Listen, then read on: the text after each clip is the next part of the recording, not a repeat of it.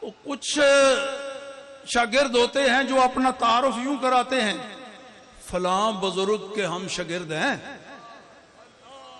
حوالہ استاذ کا دیتے ہیں، اور کچھ ایسے بھی ہوتے ہیں کہ استاذ اس پہ فخر محسوس کرتا ہے یہ کہتے ہوئے میں فلاں کا استاذ ہوں، تو میں اس پہ بجا طور پہ نازاں ہوں، میں امیر المجاہدین کا استاذ ہوں۔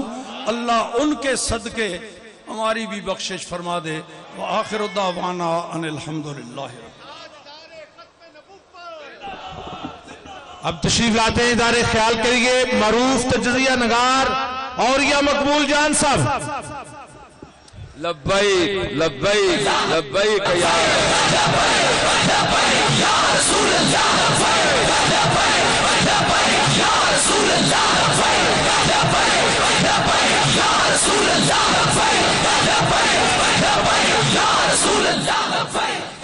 الحمدللہ الحمدللہ وکفا وسلام علی عبادہ الذین اصطفیٰ، اما بعد فاعوذ باللہ من الشیطان الرجیم، بسم اللہ الرحمن الرحیم۔ علماء کرام، مجھے اپنی کمائیگی کا، اپنی کم علمی کا احساس ہے۔ میں اس ساری محفل میں اعتراف کرتا ہوں کہ آپ لوگوں سے سب سے کم علم ہوں، لیکن آج اس محفل میں کھڑے ہو کے مجھے ایک عجیب و غریب قسم کی سعادت نصیب ہوئی ہے کہ جو شاید میں آپ کے سامنے پیش کرنا چاہتا ہوں۔ رسول اکرم صلی اللہ علیہ وآلہ وسلم کے سامنے صحابہ تشریف فرما تھے۔ آپ نے پوچھا دیکھو جنگیں شروع ہو جائیں گی، کہا یمن میں جنگ ہوگی، عراق میں جنگ ہوگی، شام میں جنگ ہوگی۔ صحابہ نے پوچھا یا رسول اللہ ہم کدھر جائیں؟ فرمایا علیکم بالشام، شام کی طرف جانا۔ دوبارہ کہا علیکم بالشام، شام کی طرف جانا۔ تیسری دفعہ کہا علیکم بالشام، شام کی طرف جانا۔ میں اس سعادت کے کیا قربان جاؤں کہ شام خود یہاں آ گیا، شام نے خود بیعت کر دی۔ علیکم بالشام،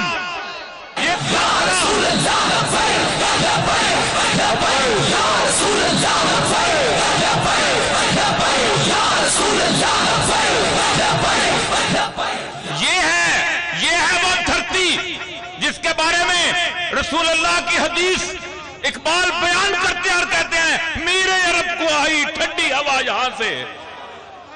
میرے نبی پاک سید الانبیاء صلی اللہ علیہ وسلم کو اور اس خطے سے ٹھنڈی ہوا آتی تھی، اس خطے میں شام چل کے آ گیا۔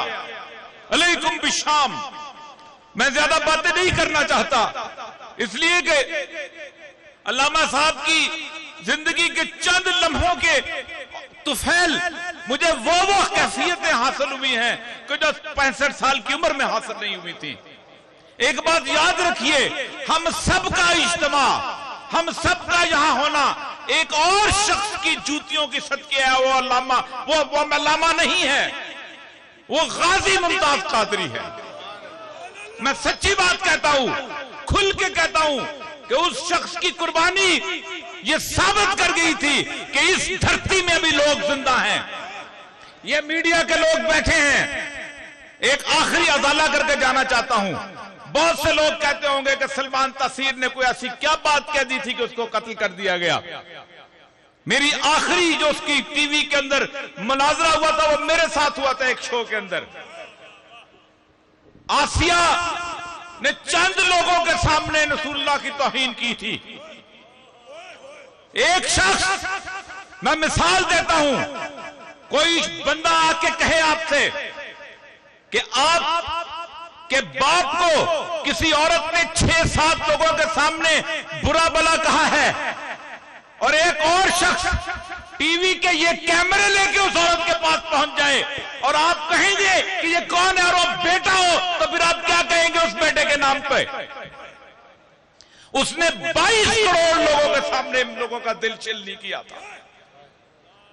کوئی شک نہیں ہے مجھے اس کے گستاخ ہونے پہ، کوئی شک نہیں ہے۔ گستاخ رسول کی ایک سزا، گستاخ رسول کی ایک سزا۔ میں نے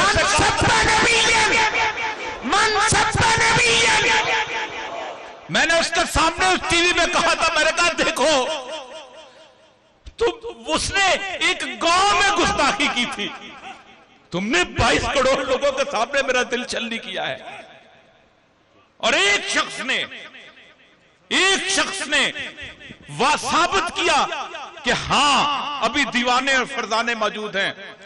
اقبال جب اس دنیا سے رخصت ہو رہے تھے تو انہوں نے ایک شعر کہا تھا, بڑا عجیب و غریب شعر ہے.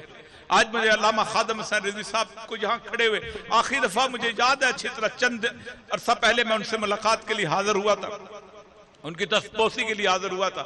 علامہ اقبال نے کہا تھا سرود رفتہ باز آیت آیت, کہ پتہ نہیں پرانے لوگوں والی خوشبو دوبارہ واپس آتی ہے کہ نہیں. نصیبیں از حجاز آیت کے نہ آیت, کہ حجاز کی ٹھنڈی ہوا دوبارہ آتی ہے کہ نہیں آتی اگر میں چلا گیا. سرآمد روزگار ای فقیرے دیگر دانائے راز آیت کے نہ آیت, کہ فقیر چلا گیا ہے پھر دوبارہ کوئی دانار راز آتا کہ نہیں آتا ہے. آج اتنا عرصہ گزر گیا ہے. سچی بات یہ ہے کہ اس قوم کو جو تحفہ علامہ خادم حسین رضوی کی صورت ملا تھا, ذکر کرتے ہوئے تکلیف ہوتی ہے کہ آج ہماری آنکھوں سے اوجھل ہے. کوئی ہم میں خطا ضرور ہے ایسی. میں اپنے گربان میں جھانکتا ہوں تو کچھ لگتا ہے مجھ میں خطا ضرور ہے. میں اس میڈیا کے لوگوں کا بندہ ہوں, یہ سارے کیمرہ مین کھڑے ہیں, یہ ہر دوسرے کو لائیو دکھائیں گے, میرے سید خادم رضوی کو لائیو نہیں دکھایا ان لوگوں نے کبھی. جس دن پہلی دن میں نے ممتاز قادری کا جنازہ دکھانے کی کوشش کی, صبح سے لے کر شام تک ان لوگوں پر کوئی پابندی نہیں تھی, انہوں نے خود بند کیا ہوا تھا. ہم میں کچھ غلطیاں ہیں, ورنہ اللہ اپنے تحفے لے کے چھینا نہیں کرتا. دعا کریں اللہ تبارک و تعالی یاد رکھے ایک سنت جو علامہ خادم حسین رضوی صاحب نے زندہ کی تھی اسی کو زندہ رکھیے گا.